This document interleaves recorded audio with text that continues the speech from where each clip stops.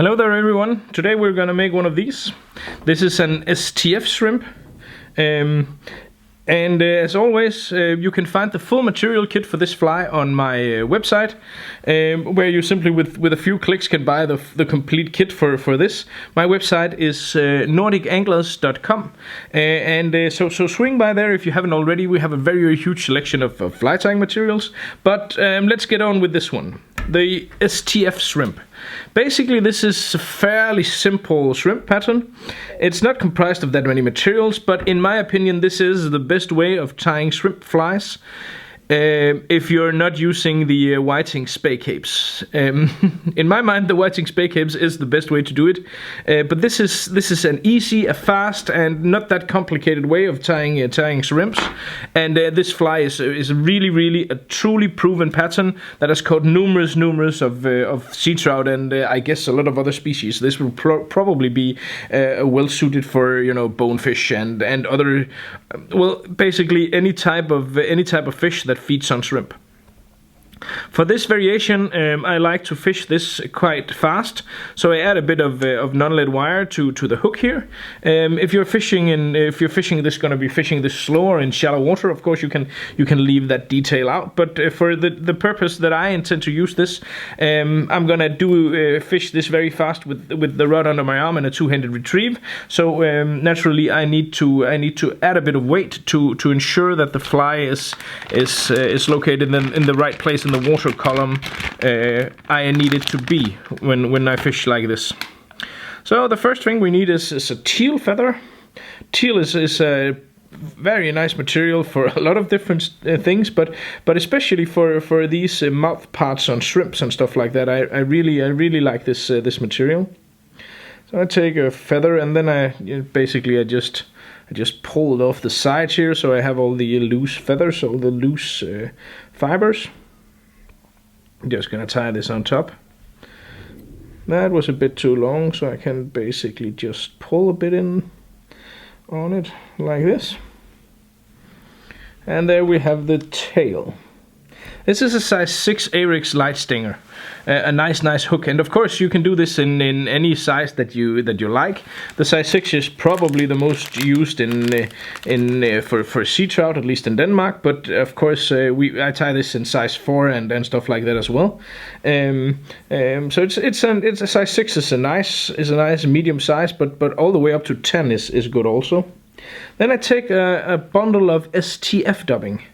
And I intend to use this kind of like a hackle. So basically, I add it so it's all the way around the hook, also underneath. And then I tie this down. Then I turn this around like so. And then basically I have the tail. I can see I have a little too little. Oh, sorry about that. I'm terribly sorry about that. For some reason I've forgotten to put my phone on silence. I need a bit more of this dubbing underneath, I think, so I'm just gonna apply that.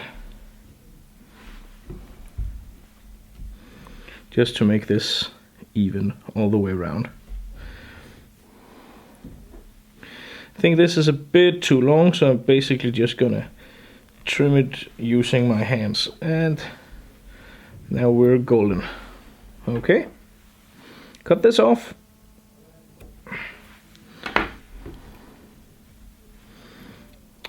And then what I need to do is add a bit of contrast and something that can make this fly look stand a bit out. So I'm gonna take some Salmo Supreme in red. It's gonna be kind of like a fixation point for the trout or the bonefish or the whatever you're fishing for. And it's just going to be a small bundle. That's also, it has a double effect, because it's also going to help me ensure that my shrimp eyes, easy shrimp eyes, will have the right composition and be placed in the right way. So there I just added the red dubbing. And I'm going to take my shrimp eyes in black.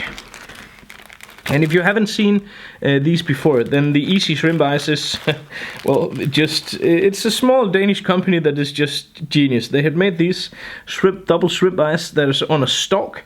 So when you actually tie with these, they will always be very easy to attach, and you can be sure that they will be placed in the correct position, and you can tie them in just doing, just all at once, which is really, really nice.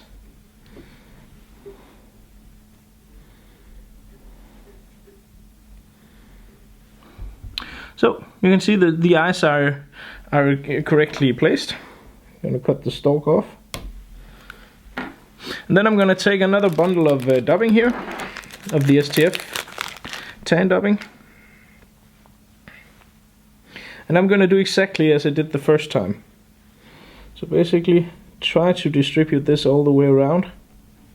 It's difficult with the eyes, but we're gonna make this easier in a second, like so. And then I fold this here back as good as I can.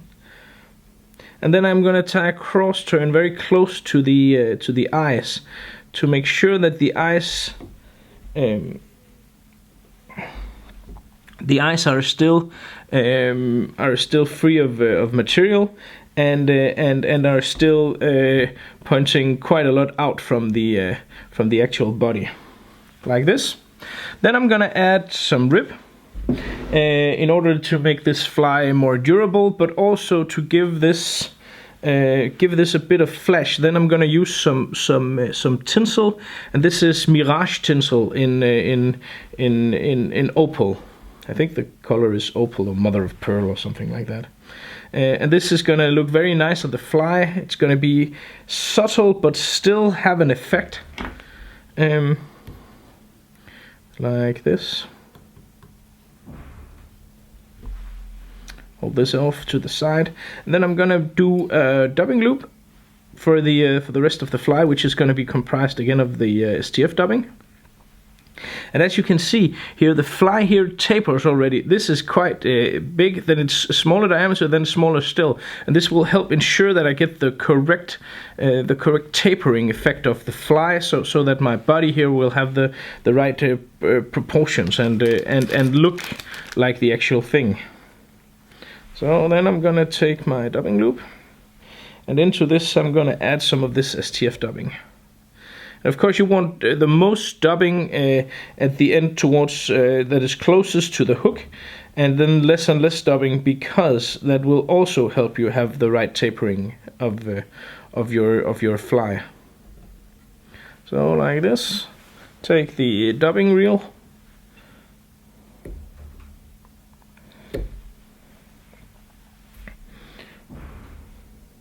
if you haven't made a dubbing loop before, you can simply just search here on YouTube or anywhere, and I think I also have a video that explains exactly how you do that if you haven't done that before. But otherwise, a lot of other people will have that. Basically what you do is because of this you get kind of like a dubbing brush with a lot of dubbing coming out of it, and it just looks awesome and gives you kind of like a hackle effect, which is very, very nice. And on some of these I like to make the first turn of my dubbing here behind the eyes. I'm just gonna see if that applies to this particular fly as well. It's something you have to, to actually assess from fly to fly. I think it was perhaps a good idea on this one, yes. And then basically you just take the dubbing here, dubbing brush, the dubbing loop forward.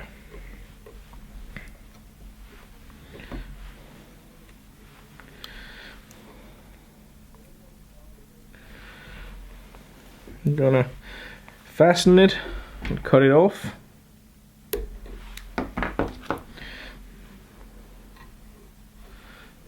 And then I'm gonna turn the rib.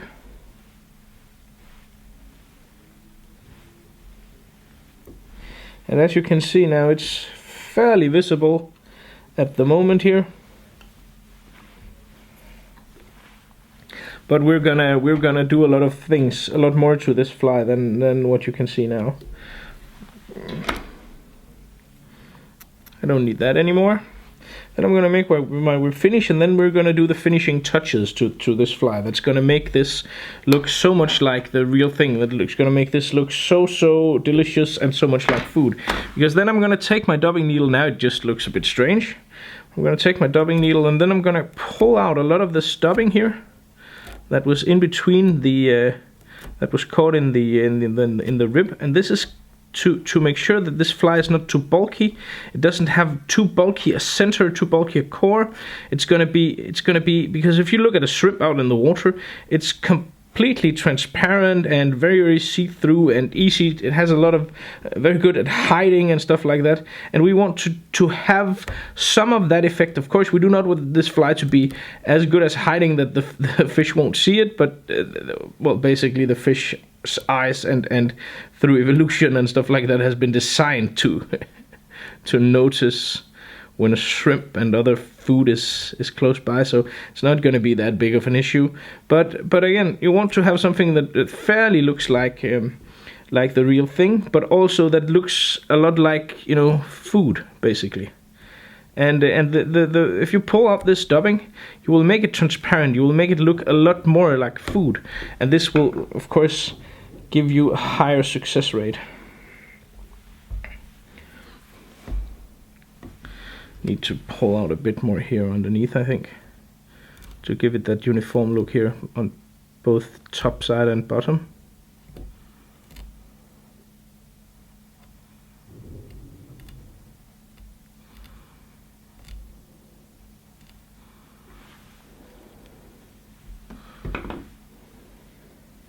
And if you think there's a bit too much material, it is quite durable, this STF dubbing. But you can if you apply some pressure, you can simply just pull some of it out. And as you can see, the mylar tinsel here, the tinsel really just makes this will attract the fish, and so will the red. And here you have a fairly simple done shrimp that really looks amazing in the water and catches a lot of fish. This is a very proven pattern, and this fly is of course going directly into my box. Well, thank you for watching, and good luck out on the water. And if you haven't done so already, then swing by my webshop, NordicAnglers.com. We have a very huge stock of all fly tying related articles. And of course some fly fishing stuff too. So and subscribe to the channel if you haven't done so already. Thank you for watching, and hope you enjoyed. Good luck on the water.